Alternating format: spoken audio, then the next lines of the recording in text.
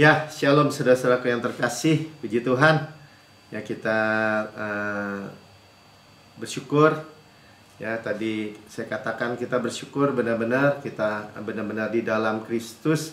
Kita nggak jatuh lagi dari ketinggian kasih karunia kepada hukum Taurat. Ya, kalau hari-hari ini kita melihat ya medan peperangan tuh di pikiran. Ya cuman itu aja sebenarnya. Ya, jadi dia musuh itu hanya mau melakukan tipu muslihat. Ya karena sudah dikalahkan kan. Kepalanya sudah, kalau Pastor Pin selalu bilangnya PSD, permanent head damage. Ya sudah remuk sebenarnya diinjak. Nah tinggal tipu muslihat. Ya dan tipu muslihatnya itu dia pakai perkataan orang Kristen sendiri. Ya dan dia tahu gitu ayat yang berkata misalnya iman sia-sia, janji batal kalau kamu mengharapkan kebenaran dari hukum Taurat. Nah dia tahu tuh, itu diajarkan di neraka semua tuh orang untuk pasukan-pasukan iblisnya. Tapi kan kita juga tahu gitu ya bahwa kita memiliki kebenaran iman atau kebenaran hadiah. Sama-sama katakan kebenaran hadiah. Ya jadi kita itu berdiri teguh. Ya musuh sudah dikalahkan. Nah sekarang tipu muslihatnya sudah dibongkar habis nih. Sampai ke bab yang ke-12 dari buku Power of Right Believing. Jadi percaya kita mesti benar. Kita boleh diskusi di sini, boleh share, boleh bertanya sampai setajam apapun. Tapi kemudian kita berdiri teguh dengan pikiran yang benar gitu. Ya. Power, kuasa dari pikiran yang benar. Karena percaya benar akan menghasilkan kehidupan benar. Dan kita bebas dari ketakutan, fear, dari guilt, rasa bersalah, dan dari kecanduan yang buruk. Yang apapun yang buruk dilenyapkan gitu. Seperti mentega di tengah panas matahari ya, lumer semua. Dihancurkan. Dan kita sudah tahu bahwa dosa yang membawa orang kepada kebinasaan atau kebinasaan kekal bahkan sudah dihancurkan di kayu salib. Kenapa di kayu salib? Karena Tuhan mencintai pendosanya, yaitu kita. Dosa dihancurkan, sementara kita tidak hancur, malah diangkat. Itu hanya melalui karya salib, nggak ada jalan lain. Amin. Ya, jadi judulnya di bab 12 ini ya saya tetap bagi dua bagian lah ya. Waspada terhadap singa yang mengaum-ngaum. Ya, jadi ini mengaum-ngaum, singa yang mengaum-ngaum itu ya musuh ya, musuh, sama-sama kata musuh yang menyaru, nanti kita baca ya, tipu muslihat iblis lah. Bagaimana dan ini memang sudah begitu merasuk ke gereja, ke umat Tuhan bahkan. Mereka percaya bahwa Tuhan masih murka gitu. Tuhan masih memburu dosa. Tuhan masih marah gitu terhadap dosa. Saudara jangan salah paham. Tuhan itu memperhitungkan semua dosa kita itu dari A sampai Z gitu. Dia kenal kita sempurna. Tetapi dia mengasihi kita sempurna. Itu yang jangan lupa. Ya dia menghitung semua, nggak ada yang lewat. Dosa itu ya dosa udah, tapi ditimpakan di kayu salib. Itu fakta kebenaran yang tidak boleh kita lupakan gitu. Amin. Jadi kalau orang Kristen masih merasa atau masih menerima bahwa Tuhan itu masih menghukum atau masih murka, sementara tidak ada satupun orang percaya yang kebal dosa. Nggak ada. Ya, nanti kita lihat negatifnya dulu ya. Nanti kita lihat positifnya. Misalnya Tuhan di pihak kita. Dia hanya memberkati kita. Dia tidak memburu dosa. Kita dengar.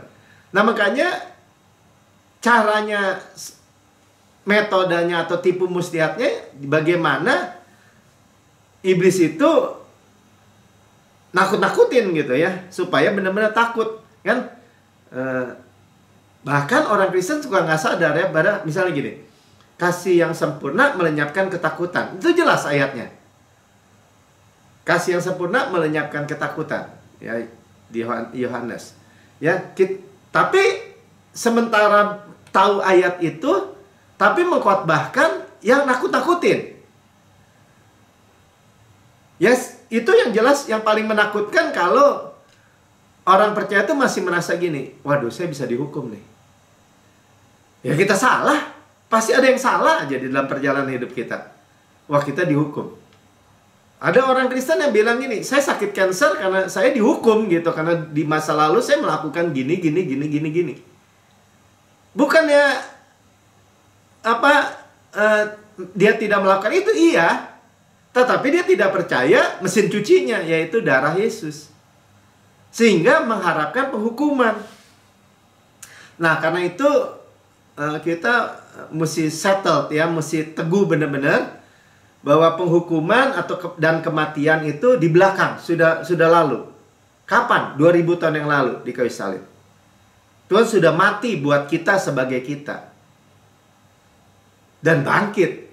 Ya, membangkitkan kita karena pembenaran kita. Kalau kita darah Yesus atau karya Yesus itu nggak cukup, nggak bisa bangkit. Jadi itu bukti aja, bukti bahwa kita itu benar-benar kudus di mata Tuhan. Darah Yesus itu cukup di mata Tuhan, kita benar, kudus sama dengan Yesus, kepala, tubuh, karena dia bangkit. Makanya kita rayakan ya kebangkitannya. Kita percaya. Banyak orang, ya kalau agama ya nggak percaya. Di Yesus disalib aja nggak percaya. Apalagi bangkit, ya udah jauh deh jadinya. Nah jadi, apa yang dimaksudkan dengan bab 12 ini, waspada terhadap singa yang mengaum-ngaum itu ya, jangan sampai terperangkap.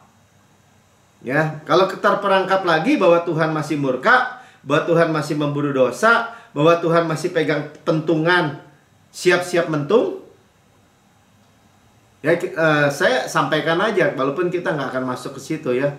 Misalnya, ya kan Tuhan menghajar anak yang dikasih, seolah-olah Tuhan masih mentung kan. Padahal menghajarnya itu kalau bahasa aslinya mendidik. Ya tapi kan mendidiknya juga dengan kecelakaan, dengan penyakit, dengan hal-hal yang buruk. Bencana, wabah, kematian. Oh enggak. Firman Tuhan jelas, 2 Timotius 3:16 katakan, segala tulisan yang diilhamkan Allah memang bermanfaat untuk mengajar, untuk menyatakan kesalahan, untuk memperbaiki kelakuan, untuk mendidik orang di dalam kebenaran. Nah, kata mendidik itulah yang diterjemahkan di dalam Ibrani itu mengajar. Sama sebenarnya katanya, mendidik. Dengan apa tadi? Segala tulisan yang diilhamkan Allah. Dia mengajarkan kita, dia menegur kita, dia memberitahu kita melalui firman. Nah, misalnya seperti hari ini kita dengar. Ya, sehingga kita tidak lagi terperangkap oleh ketakutan. Banyak orang Kristen yang hidup dalam ketakutan. Semakin tua, semakin ketakutan. Semakin banyak umurnya, semakin ketakutan. Karena dia bilang gini, dia udah jauh sini, dekat sana. Yang kedua, kalau dia dengar Yesus mau datang, ketakutan lagi. Kenapa? Ya dia merasa bahwa dia harus dihukum. Apalagi ketemu Tuhan. Gitu. Makanya puji Tuhan, saudara-saudara ini semua sudah mendengar kabar yang benar. Kita ketemu Tuhan, kita ketemu mempelai. Ya, jadi kalau ada orang bilang gini, emang Pak Melki gimana? Ya kan, kalau nanti Yesus datang tiba-tiba entar pagi besok, disorot ribuan watt, tidak boleh ada cacat, celah, noda, dosa, nggak boleh. Gimana? Hanya karena darah Yesus. Tuhan tidak lagi menghukum kita, kenapa? Kan salah. Ya karena sudah penghukuman saya sudah dihukum. Ditimpakan kepada Yesus. Ya kan itu Yesus. Ya kamu yang salah sekarang. Ya kalau Tuhan masih menghukum saya atau menghukum saudara di dalam Yesus, Tuhan gak adil dong dengan Yesus. Masa 2 kali dihukum? Paham ya? Jadi kalau Tuhan bilang tidak murka lagi, kita nggak bisa ketipu lagi. Sama-sama saya nggak mau ketipu lagi. Ya, karena tipuan ini juga akan menyangkut dengan misalnya rasa bersalah. Itu orang-orang yang hari-hari ini jatuh. Ya, jatuh. Ya, aduh kalau dilihat lagi di TV sekarang tuh orang-orang Kristen, nama-nama Kristen semua tuh. percaya salah udah pasti. Apalagi yang udah udah jual Yesusnya gitu, pindah agama, udah nggak percaya gitu. Ya, jadi nggak percaya itu menepis gitu. Jadi iblis lah yang menghukum akhirnya. Kan kamu yang ngomong. Gitu ya. Kita baca dari ayat pertama Yesaya 54 ayat 9. Saudara, kita baca sama-sama aja ya. Iman timbul dari pendengaran, pendengaran akan firman Kristus. Keadaan ini bagiku sama seperti pada zaman Nuh. Ya, kalau di dalam Perjanjian Baru dibilang akhir zaman itu seperti zaman Nuh. Ya, artinya paralel ya. Seperti aku bersumpah kepadanya bahwa air bah tidak akan meliputi bumi lagi. Ya, jadi Tuhan tidak akan memusnahkan bumi melalui air bah lagi gitu. Janji sumpah Tuhan kepada Nuh. Demikian sama artinya. Aku telah bersumpah bahwa aku tidak akan murka terhadap engkau dan tidak akan menghardik engkau lagi. Kenapa? Hanya karena karya Yesus. Dan inilah waktunya. Jadi dispensasi waktu setelah salib itu namanya dispensasi waktu kasih karunia. Ya jangan mau ditipu sama orang gitu. Wah, Pak Melki mah Alkitab disunat-sunat katanya, yang enak-enak aja. Oh, bukan begitu ceritanya. Ya, mengerti rightly dividing the word of truth, ya, dengan tepat memisah-misahkan firman kebenaran. Ya, present time. Jadi waktu sekarang ya waktu sekarang. Amin. Ya, sekarang Tuhan tidak murka lagi, katakan. Ya, sekarang, ya. Roma 8 ayat 31. Sebab itu apakah yang akan kita katakan tentang semuanya itu? Pakai pertanyaan retoris ya. Pertanyaan retoris kita udah tahu, pertanyaan yang jawabannya sudah ada di pertanyaannya. Dan itu jawab pertanyaan retoris itu meneguhkan gitu. Membuat lebih mantap ya. Jika Allah di pihak kita, siapakah yang akan melawan kita? Jadi artinya apa kalau kata positifnya? Allah di pihak saya dan bukan melawan saya. Sama-sama katakan, Tuhan Allah di pihak saya, bukan melawan saya. Amin. Ya, Tuhan selalu di pihak kita. Makanya di Roma 8 ini kalau ayat 1 katakan apa? Sekarang tidak ada lagi penghukuman. Ya, siapa yang ada bagi mereka yang ada di dalam Kristus. Sekarang ya sekarang, now. Seperti tadi dikatakan di dalam kitab Yesaya, pada zaman Nuh, seperti pada zaman Nuh, Tuhan sudah bersumpah. Sekarang tidak ada lagi penghukuman bagi mereka yang ada di dalam Kristus. Ini bagi orang yang percaya Yesus, lahir baru percaya. Ya kita percaya teguh dong, absolut mutlak. Tidak lagi penghukuman, tidak ada lagi penghukuman. Mau wabah, bencana, kecelakaan, tragedi, kerusakan rumah tangga, apalagi gempa, bencana-bencana yang terjadi, krisis. Kalau bagi kita nggak ada, karena kita di dalam Kristus. Kristus bisa krisis nggak? Krisis keuangan gitu, wah Yesus lagi nggak punya uang gitu. Atau Yesus lagi sakit gitu. Nggak bisa, saudara. Amin. Jadi nggak bisa Tuhan cari-cari kesalahan. Udah jelas ayatnya. Sekarang tidak lagi penghukuman. Berarti apa? Berarti ada kesalahan. Kalau gini, sekarang saya sih nggak mungkin dihukum Tuhan karena saya orang benar, orang saleh, orang kudus, sempurna. Ya buat apa ayat itu? Nggak ada artinya. Sekarang tidak lagi penghukuman, Melki. Ya iyalah, saya orang benar. Tapi kan kalau sekarang tidak lagi penghukuman. Iya, saya masih kadang salah, kadang jatuh, kadang gagal. Tapi saya percaya tidak lagi penghukuman. Baru ada artinya, saudara. Misalnya anak saya misalnya gitu. Ini mobil tadi ditabrak ya? Iya. Maaf, nggak ada penghukuman. Baru ada artinya. Paham, saudara? Ya, karena itu kita berdiri teguh dalam kasihnya, dalam kasih karunia-Nya ini. Cuman itu aja kan, kita udah bilang gimana sih lawan iblis. Nanti kita baca ya di Efesus 6 ini yang sering dipakai kan, Tuh, kenakan selengkap senjata Allah, kita lawan iblis. Jadi dulu saya diajarkan kejar-kejar iblis, doa keliling, doa peperangan. Sekarang emang nggak ada Pak Melki doa peperangan kan ada di firman. Iya, peperangan rohaninya kita judulin dulu ya, kita berdiri teguh di posisi.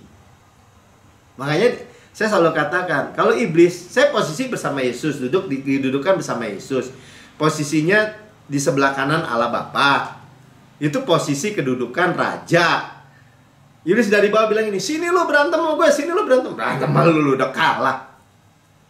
Ya, makanya kita di bab yang lalu kita katakan, ya perlawanannya ya dicuekin aja, diacuhkan gitu. Ya bagi saya kalau gelap ya nyalain aja lampu, selesai. Amin. Ya. Efesus 6 ayat 10 bilang ini, akhirnya hendaklah kamu kuat di dalam Tuhan. Itu posisi, sama-sama kata posisi kedudukan. Kedudukannya apa? Kuat di dalam Tuhan. Di dalam kekuatan kuasanya. Inilah esensi. Ya sebenarnya nanti dijelaskan di ayat berapa ya? Ayat 13, 14 ya, tentang berdiri. Tapi di mana? Di dalam Tuhan. Tuhan siapa? Tuhan Yesus. Powernya. Sekarang kalau kita bicara power Tuhan, siapa yang bisa lawan? Amin. Tapi dia bisa nipu supaya kita nggak berdiri teguh tuh. Ya makanya dikatakan yang sebelahnya, kenakan seluruh perlengkapan senjata Allah supaya kamu dapat bertahan melawan tipu muslihat iblis. Nah, kata bertahannya to stand. Kalau iblis mau nipu, kita nggak ketipu gitu. Misalnya kalau Hawa dari awal, Adam, Hawa, kayaknya Tuhan ada yang sembunyiin deh dari kamu. Kalau kamu makan ini, kamu akan jadi seperti Allah. Kamu tuh belum jadi seperti Allah, kan seolah-olah begitu. Tuhan ada yang tahan gitu kebaikannya. Kalau dia berdiri aja, lu iblis pergi lu sana. Ya misalnya si Adam bilang, ular mau digecak, pergi lu. Gue udah seperti Allah. Tuhan menciptakan kami segambar dan serupa dengan dia. Selesai nggak? Selesai. Nggak usah disautin juga nggak apa-apa. Ya itu kita ngerti tipu muslihat. Tapi kalau coba deh lihat tuh. Kalau kamu makan buah ini, mulai dilihat-lihat, mulai ya ada yang bilang diraba-raba. Ya pokoknya dilihat-lihat deh. Wah menarik ya begini. Tapi memberikan pengetahuan. Dimakan, kan cuma begitu doang. Ya, makanya kita udah diajarkan ya. Makanya kita memiliki ini aja, good opinion of God. Kalau iblis bilang gitu ya gampang. Enggak, Bapak saya mah kasih saya semua. Semua juga di bawah kuasa saya ini. Selesai sebenarnya. Nggak usah ngomong sama dia juga nggak masalah sebenarnya. Ya, makanya dikatakan berdiri melawan tipu muslihat iblis. Iblis cuman apa? Cuma nipu. Ya bagi saya tuh iblis tuh, kenapa sih? Saya dulu pernah mikirin gitu. Ini terlepas dari ayat-ayat ini. Kenapa sih iblis kalau misalnya ntar di pohon itu katanya, ntar itu di kaca tuh muncul gitu, diem aja ya. Kan dia nggak kelihatan mestinya.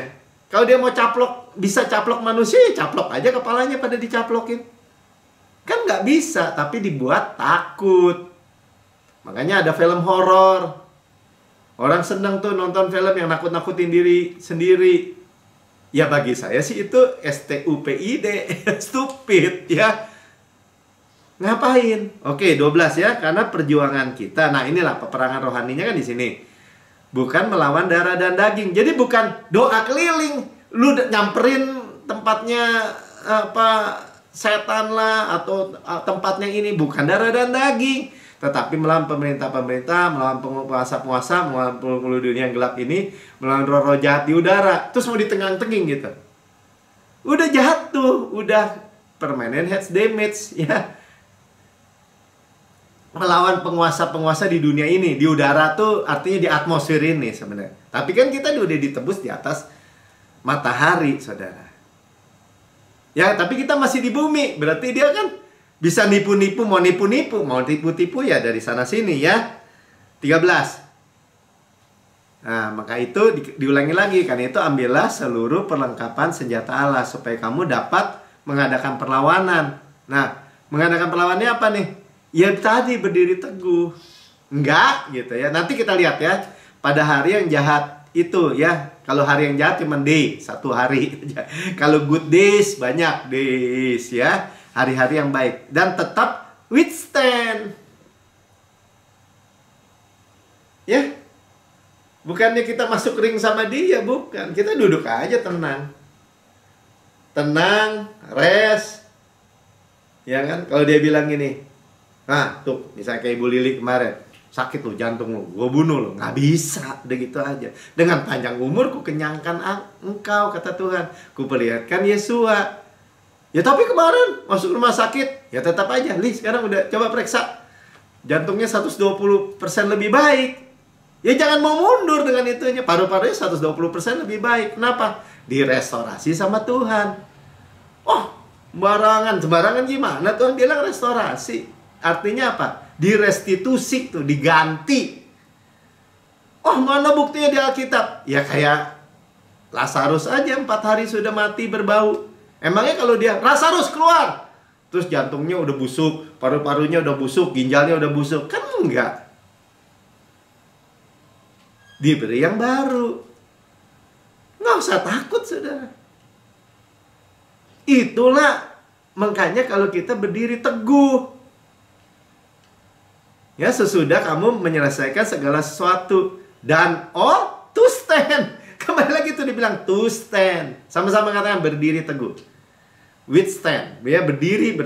Di mana? Di posisi. Amin. Nah, bagaimana berdiri di posisi? Nah, ya kita masuk lagi ya. Jadi sementara kita udah lihat ya, oh medan peperangannya cuman percaya bener aja.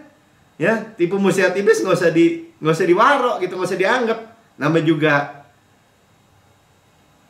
tipu, ya, tipuan. Ya dia tuh menyamar nanti sebagai Tuhan yang murka gitu. Nanti sampai ke situ. Tapi sebelumnya kita selesai nih soal Efesus 6 nih ya.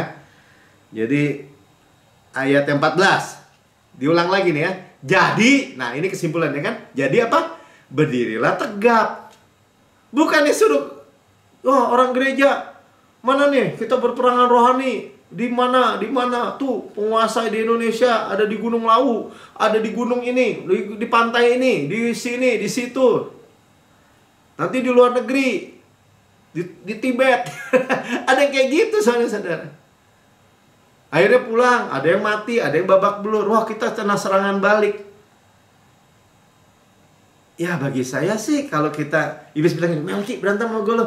Ya, berantem sama lu udah kalah. Tapi kalau bilang, ya udah, ayo berantem ayo lu pasti menang sih, ada punya nama Yesus. Tapi kalau masuk ring sama dia kan, dia bisa cakarin kita. Ya kan?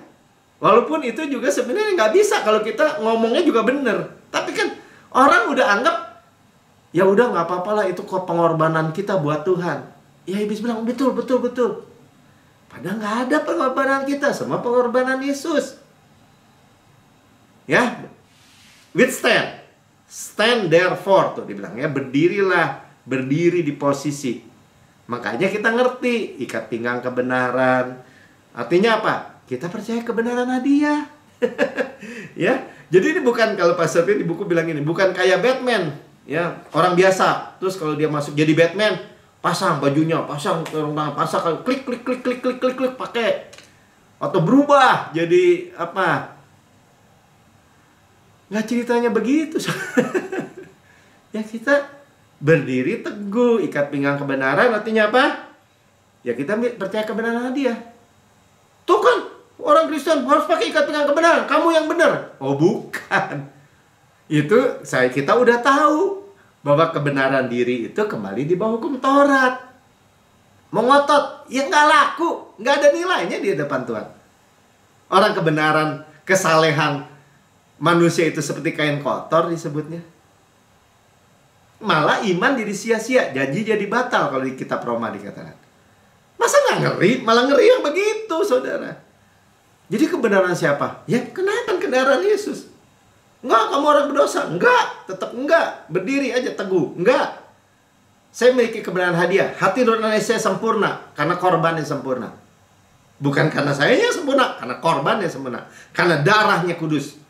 Saya dibawa air terjun darah Yesus. Itu namanya mengenakan ikat pinggang kebenaran dan berdiri teguh. Berbaju sirahkan keadilan. Sama kan? Keadilan siapa? Keadilan di Kristus. Yesus sudah bayar gitu. Jadi kalau bilang ini, nggak bisa, lu salah, lu mesti dihukum. Lu dulu, dari dulu kerjanya gini-gini nggak benar. Sekarang makanya harus kena penyakit. Nggak bisa. Tuhan sudah ditimpakan itu. Itu baru adil, saudara. Makanya kita kenakan baju sirah keadilan. Kita di dada Yesus nih.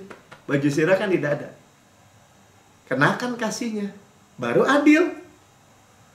Memang adilnya bukan adil dunia, bukan. Keadilan Tuhan. Berkasutkan, terus ya, 15 ya. Berkasutkan kerelaan beritaan Injil Shalom. Tuh ya. Kasut kita aja, yang kita beritakan aja, yang kita katakan Injil damai sejahtera. Kadang-kadang orang pendeta, hamba Tuhan atau yang berkhotbah nggak baca apa itu Injil damai sejahtera. Kalau dikatakan nih orang Kristen, dia udah akhir zaman nih, awas-awas. Kalau nggak kudus nggak diangkat loh, dimasukin 7 tahun tribulasi, penganiayaan, penghukuman. Jangan main-main loh. Ya kalau gitu kembali lagi di bawah penghukuman. Itu mah nggak damai sejahtera. Ya kan nggak tahu kalau ada orang bilang, oh bagus tuh seminar akhir zaman. Ya ini tentang dibongkar semua nih dosa-dosa kita. Terus apa? Terus hilang dosanya kita? Enggak. Cuman hidup dengan was-was, takut. Atau ada temannya Bu Lili itu.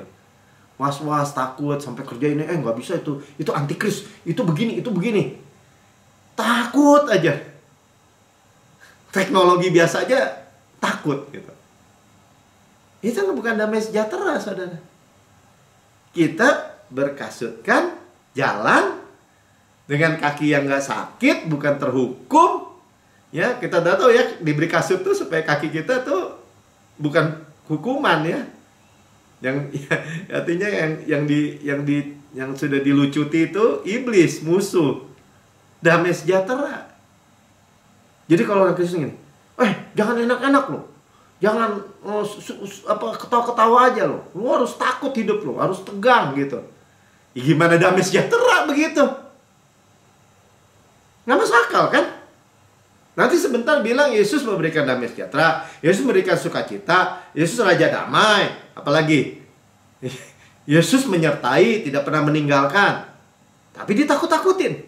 Nggak cocok, saudara. Ayolah. Ya kita uji sama-sama. Makanya tadi kita berdiri teguh di mana?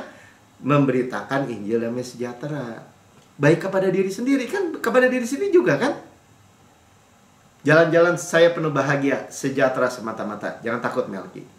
16. Dalam segala keadaan gunakanlah perisai iman. Sebab dengan perisai itu kamu dapat memadamkan semua panah api si jahat. Tadi kan kita tahu, iblis tipu muslihat aja kan, panah api kan? Jumat lalu kita udah dengar. Pakai katanya saya lagi. Saya mah orang bodoh, saya mah orang cilaka, saya mah orang ini, saya mah orang penyakitan, saya mah udah tua, saya mah begini. Dia pakai kata itu di pikiran. Itu panah api, saudara. Kalau kita bilang ini, enggak, saya kenakan perisai iman. Perisai iman maksudnya apa, Melki? Ya kebenaran iman. Ya di dalam Yesus. Iblis panah gimana? Nggak bisa.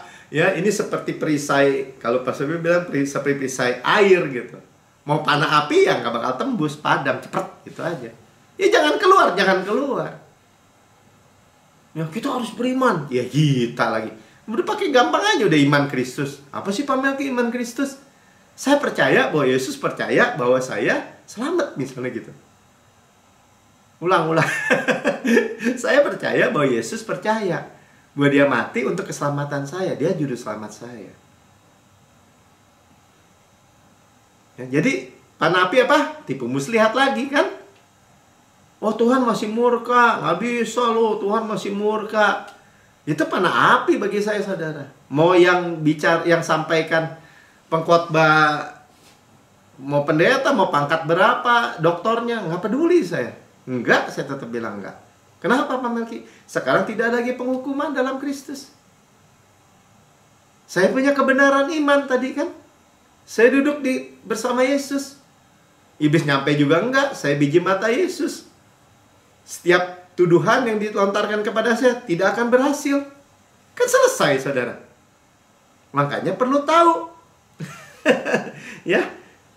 Masa depan gitu kan. Perisai iman juga masa depan. Nanti masa depan kamu, wah belum tentu nih. Kondisi keadaan begini. Ya krisis nih. Wah habis pandemi sekarang keuangan ini inflasi. Bisa miskin loh, jangan ketawa-ketawa misalnya gitu. Ya itu sama aja, masa depannya mau dimatiin gitu. Nggak bisa, masa depan saya penuh bahagia, sejahtera semata-mata. Oh, kayak itu nggak bisa gitu, tuh sombong. Bukan sombong, di dalam Kristus. Karena itulah yang Tuhan plan buat kita. Amin. Ya jadi dengan iman, artinya berdiri percaya. Iman kan tangan terbuka menerima. Mana ada yang kita terima sekarang yang kita dengar di GCB ini? Yang buruk-buruk ada nggak? Nggak ada. Kenapa? Saya memberitakan apa yang sangat benar kan? Di dalam Kristus. Apa yang sangat benar yang ada di dalam kita. Kita di dalam Kristus. Terus? Ya bagaimana bisa menyentuh kita? Bisa mengambil, mencuri lagi dari kita? Makanya kita berdiri teguh. Ya. Perisai iman, helm keselamatan nih, ketopong keselamatan. Terimalah ketopong keselamatan. Ya, kita udah tahu helm keselamatan, absolut mutlak keselamatan kita. Terlalu banyak bagi saya loh. Sekarang saudara punya teman-teman Kristen. Tanyain deh. Dulu kita sering begini. Kalau menginjil sama orang sama saudara tiri itu ya, agama lain. Tanyain, kalau kamu mati sekarang masuk mana? Insya Allah gitu ya kan, belum tentu. Pokoknya belum tentu aja. Gimana Tuhan? Aduh, kita nih harus berbuat benar gini. Jadi, kalau kita mah orang Kristen punya keselamatan pasti. Tapi sekarang nih, mungkin ya kalau di statistik kalau ada 100 orang Kristen, mungkin udah tinggal 10-20 orang yang bilang keselamatannya pasti loh. Aneh nggak? Helmnya udah pada dicopotin semua. Makanya helm itu bicara pikiran kan. Keselamatan kamu bisa hilang. Belum tentu kamu selamat. Kalau saya udah bilang sama pendeta aja gitu. Jadi insya Yesus gitu. Dia diam aja gitu. Ketawa-ketawa aja. Bagi saya penting. Karena keselamatan itu, mana anak Ibu Linda? Ya zozo kan? Soteria. Termasuk keutuhan, termasuk keselamatan tubuh, termasuk jiwa, roh, keselamatan kesehatan, keuangan, keluarga, anak-anak, dilindungi, dipelihara. Itu utuh, sama-sama katakan utuh. Udah utuh tuh semua. Keselamatan itu Yesua, kalau bahasa Ibraninya kan. Amin. Ya jadi, ya saya sering pakai kata-kata singkat aja, absolut mutlak. Nggak bisa lu aja. Saudara, itu bukan sombong, saudara. Itu percaya Yesus. Pedang roh. Kalau masih mau apa juga, mau ofensif. Pedang roh. Ya firman Kristus. Firman Allah tuh. Ya percaya benar. Kembali lagi kan. Ya. Jadi nggak bisa ada yang lawan, saudara. Jadi kalau dia serang terus ya pakai firman aja. Lawan dengan rileks aja, tenang-tenang aja. Ya nggak usah gelisah, nggak usah takut. Kalau udah takut aja, ya berarti dia udah mulai berhasil ngambil setapak di rumah kita. Ya jadi kalau dibalik apa tadi? Ikat pinggang kebenaran. Ya kebenarannya, ikat baju sirah keadilan, keadilannya, perisai iman, imannya, Injil Shalomnya. Ya, keselamatan kekalnya, firmannya. Ya kita nggak bisa ditelan, saudara. Siapa yang bisa nelan Yesus? Yang bener aja. Ya, Iblis nggak mau kalau kita kuat teguh dalam kasih dan kasih karunia Tuhan ini. Makanya perhatikan aja, perhatikan. Jadi sekarang kalau kita sudah cek aja orang-orang yang mau menepis, ya sekali lagi ya, saudara, Tuhan bukannya murka, ngambek gitu ya, bukan. Tapi dia gentleman. Ketika orang nggak percaya misalnya proteksinya tentang kesehatan, ya sama aja ditepis gitu. Oh mana bisa sehat terus. Tuhan kasih. Bukan hanya kesehatan, tapi juga umur panjang. Dan apalagi dimudahkan lagi, direstorasi. Terus orang dengan enteng gampangin, oh nggak bisa. Ya namanya begini. Ya itu sebenarnya sudah dimasukin strateginya, pola pikir dari musuh. Bahwa Tuhan, dia bilang nggak bisa itu kenapa? Karena dosa kan, karena Tuhan itu masih marah terhadap mereka. Ya, karena percaya salah jadi ngomong salah. Ngomong salah ya ditelen, saudara. Makanya dibilang di dalam 1 Petrus 5 ayat 8, ayolah kita sama-sama selidiki ya. Ini sama-sama juga kan, tunduklah kepada Allah, lawanlah iblis. Nah, kita baca aja ya. Sadarlah dan berjaga-jagalah. Jadi jangan pingsan gitu.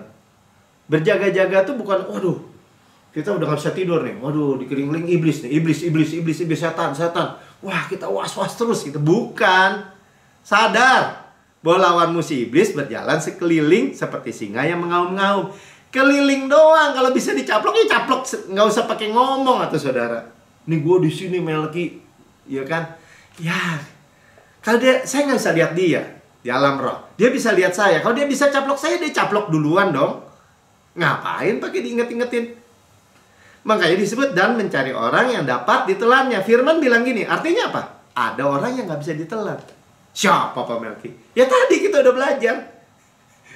Yang pakai kebenaran Yesus, yang pakai perisai iman Yesus, keadilan Yesus.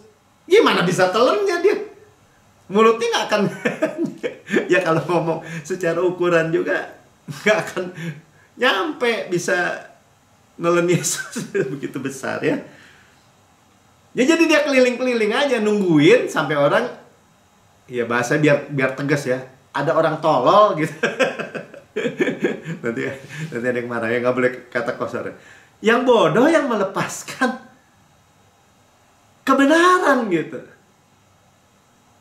Jadi tadi apa tuh Pak Melki? Oh, ikat pinggang kebenaran baju sirah keadaan itu lengkap nyata tuh apa? Kebenaran yang kita miliki.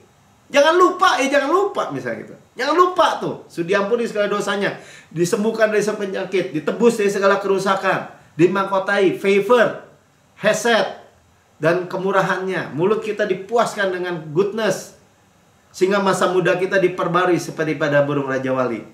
Tuhan bilang jangan lupa, jangan lupa. Tuhan, saya sering lupa. Ya bilang Tuhan, minta hikmat. Selesai. Ya jadi seperti singa mengaum-ngaum nih. Seperti ya, tuh tulisnya juga seperti tuh. Berarti dia singa bukan? Bukan. Ya bukan singa yang benar maksudnya. Nah, kita balikin lagi. Terus kalau kita pada posisi gini, gimana posisi diserang? Ayat 7-nya kita naik di bentar ya. Serahkanlah segala kekhawatiran kepadanya sebab dia yang memelihara kamu. Itu kebenaran. Lempar, dia bilang, cast your care tuh. Casting, lempar segala kekhawatiranmu. Pak, kalau soal uang saya bisa Pak. Soal kesehatan bisa. Tapi kalau soal anak nggak bisa. Ya Tuhan bilang semua, segala. Artinya apa? Ya dibilang juga kan, jangan khawatir. Apakah dengan khawatir kamu menambah sehasta aja langkah hidupmu? Kalau bahasa Yunaninya bilang apa? Menambah besar kita juga enggak. Menambah long life hidup kita juga enggak. Malah ngurangin, iya begitu tuh persoalannya. Dengan khawatir. Kenapa? Dan kenapa? Kan semua orang masih hidup Pak, masih bisa khawatir Pak. Orang hidup mah, orang kalau udah dipeti tuh baru tuh nggak bisa khawatir. Kan orang sering cerita begitu kan? Sering cerita begitu, soalnya wajar lah, kita harus terimalah. Masalahnya Tuhan ngomong ini sebab dia memelihara kamu. Ya kalau kita bisa dengan sadar penuh bahwa Tuhan memelihara hidup kita, apa yang kita khawatirin? Kecuali Tuhan bilang ya, Mel, saya cuma pelihara keluarga kamu ya, kesehatan kamu urus sendiri. Ya kok saya khawatir atau kesehatan saya. Ya, ada orang gitu. Saya tulis di Facebook tentang Yesus, kesehatan saya, dia bilang gini. Kesehatan mah lu jaga sendiri, masa Tuhan suruh ngurusin? Emang Tuhan gak ngurusin, Tuhan udah selesai kan di kayu salib. Bilur-bilurku telah menyembuhkan kamu. Amin. Ya jelas ya, jadi nggak bisa ditipu lagi kita gitu. Jadi kalau ngomongnya masih ngikutin bahasanya iblis ya masih ketipu bagi saya. Itulah sebabnya sederhananya, kenapa Pak Melki, kenapa orang Kristen masih begini, masih kena gini, masih kena gitu. Ya pasti bagi saya karena kebenaran absolut mutlak. Pasti ada kepercayaan yang salah, udah gitu aja. Bukan nuduh sih. Masa kebenaran salah, kan nggak mungkin. Ya, nggak apa-apa misalnya. Kemarin Bu Lili juga tanya, kenapa Tuhan kemarin masih saya suruh masuk rumah sakit? Kan Tuhan bisa aja nggak usah masuk saya rumah sakit. Ya saya bilang, berhidup kamu sendiri, kamu lihat. Kadang-kadang kamu mungkin masih khawatir soal jantungnya. Ya, masih ini. Ya, itu kan tipis-tipis kayak gitu. Tapi kan sekarang dengan masuk rumah sakit udah keluar 5 hari. Nah, sekarang tuh periksa tuh biar ke dokter yang lihat tuh. Bagus, Bu. Paru-parunya bagus, Bu. Tuh, bagus tuh, 120% diperbaiki tuh sama Tuhan. Dokter masih kadang-kadang masih bilang, ya tapi klepnya agak miring dikit. Ya bilang lagi. Enggak, gitu aja. Karena jantung Kristus. Gimana sih jantung kita? Kan jantung kita, bukan jantung kita. Kan kamu tidak, Kristus di dalam kamu percaya. Nah, itu contoh saudara. Jadi kita simple aja gitu ngomongnya. Ya kamu sih masuk rumah sakit nggak punya BPJS. Ya sekarang kita jujur aja lah, ini udah pulang nih. Kurang nggak uangnya? Enggak. Ya. Dan kedua, emangnya mau masuk rumah sakit lagi nanti di suatu waktu di depan? Enggak. Terus, ya artinya apa? Saya tetap sih daftar BPJS, saudara. Karena saya nggak anti asuransi BPJS semua. Ya, kenapa? Loh, kalau nanti mau beli ini, katanya mau beli itu harus pakai ada nomor BPJS. Ya udah, nggak apa-apa, itu fasilitas saja. Tapi tidak bergantung. Ya tetap ya, kata kuncinya tidak bergantung. Makanya 9 gini, lawanlah dia dengan iman yang teguh. Itu kata kuncinya, saudara. Itu kan lawan kan, tunduklah kepada Allah, lawanlah iblis. Berarti kita harus perang, berantem sama dia. Firman yang bilang tuh, lawanlah dengan iman yang teguh. Sama kan, withstand tadi di Efesus 6. Gimana lawan iblis, gimana Pak Melki? Ya teguh aja berdiri. Sakit kamu? Enggak, saya memiliki kesehatan Kristus. Nah, kamu udah kena COVID kemarin, pasti paru-parunya akan kapasitasnya kurang. Enggak, saya direstorasi, paru-paru saya 120% lebih sehat dari sebelum kemarin positif. Itu saudara. Ya, sebab kamu tahu bahwa semua saudaramu di seluruh dunia menanggung penderitaan yang sama. Berarti apa? Menanggung tuh ditipu-tipu sama iblis gitu, dipana-pana gitu. Makanya jangan mau ketipu, poinnya itu aja. Makanya berdiri teguh, iman teguh tuh. Iman yang teguh itu berdiri teguh. Gelap tidak akan menang lawan terang. Itu contoh kan, kata-kata itu penting buat saudara. Jangan ada Duma ya, nggak apa-apa.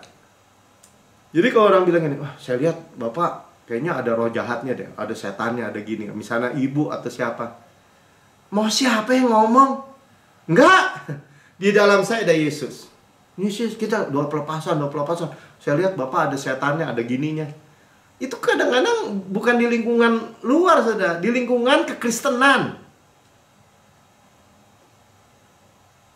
Bilang sama diri sendiri, di dalam diri saya ada Yesus. Masa ada Yesus? Ini rumah ada Yesus. Terus Yesus bilang, iblis lu di pojok sini ya, gue di pojok sini. Nggak ada kayak gitu, malah nggak masuk akal, saudara. Ya, berdiri teguh, tidak khawatir.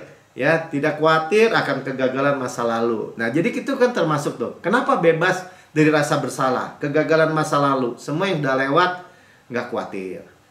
Keadaan sekarang, aduh gimana ya? Waduh, keuangan lagi udah menipis nih, nggak khawatir. Masa depan, tantangan masa depan. Nanti masa depan gimana ya? Dan saudara, menjalani hidup ini apa? Tuhan bilang, jalan-jalan kamu penuh bahagia. Ya bahagia. Sejahtera, sukacita kuwariskan kepadamu. Damai sejahtera ku tinggalkan. ya amin aja. Jadi artinya apa? Selalu bersukacita dalam Tuhan. Dipaksain gitu? Enggak. Ya tadi kan dibilang gitu, punya persoalan, lempar katanya. Terus sementara nunggu ngapain Pak? Ya sudah menunggu, lempar. Nggak usah khawatir. Ya.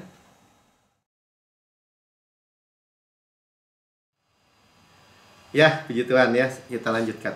Jadi kita lempar semua khawatir kan pada Yesus. Jadi sementara menanti, rendahkan dirimu di bawah tangan Tuhan yang kuat, supaya dia meninggikan pada waktunya kan. Sementara menunggu, lempar. Jadi apa? Dia menunggu, dipelihara. Kita rileks, tenang, santai. Melawan apa? Melawan bahkan serangan musuh.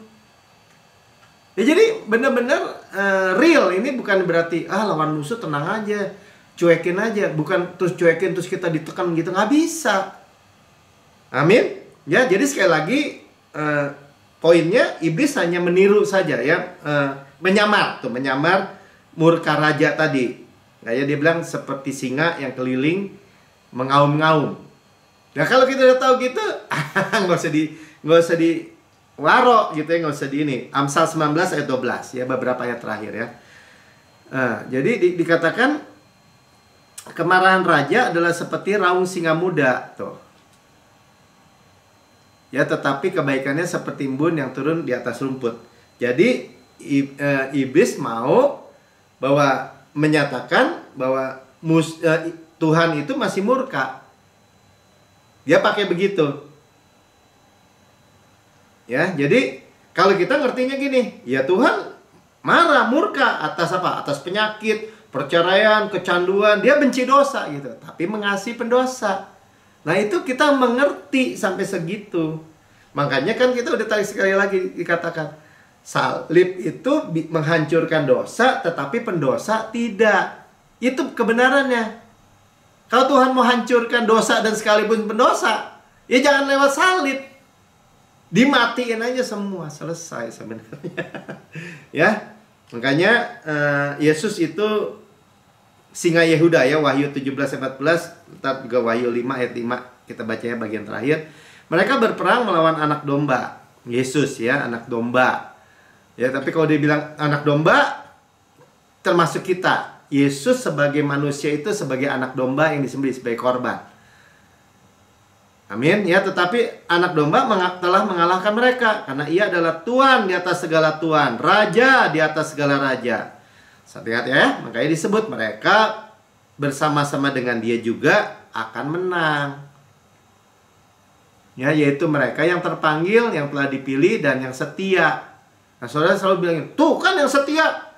Kamu dipanggil, dipilih, bisa di-reject gitu. Bukan, kita udah belajar kesetiaan Kristus. Makanya kita nggak menolak gitu loh saudara. Jangan sampai sebagai orang Kristen bahkan menolak semua privilege gitu ya, keuntungan-keuntungan yang Tuhan sudah berikan buat kita. Ya, jadi singa yang sejatinya siapa? Yesus.